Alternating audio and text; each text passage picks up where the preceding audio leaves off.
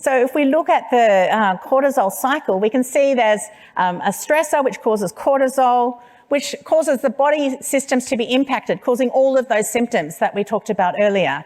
But that also reduces serotonin, which increases the cortisol, and around we go.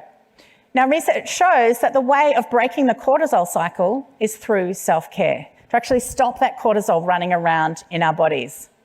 And when we talk about self-care, people think, oh, I don't have time to go to a day spa, or I haven't got time to take a holiday. My annual leave isn't coming up for ages.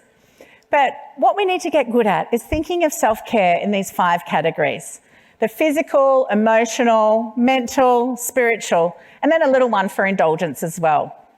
So for example, every morning I go for a walk for half an hour.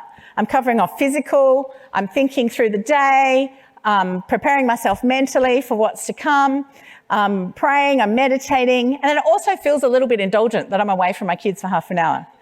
My husband has to do the preschool run. So what are you doing in your life that is going to affect your well-being? You know, self-care is not all bubble baths and trips to the day spa. Self-care requires us to address all 5 of those aspects. And I had a mentor once that taught me a very valuable lesson. You see, I was late to her house one day and she said, "Why are you so late? This is so rude." And I'm like, "Well, I had to stop and put petrol in the car." And she was like, "You're not coming in today. You are going to learn this lesson." She's like, "Lesson 1, you will stop and put petrol in your car before the orange light goes on." And I'm like, this is revolutionary information for me, right?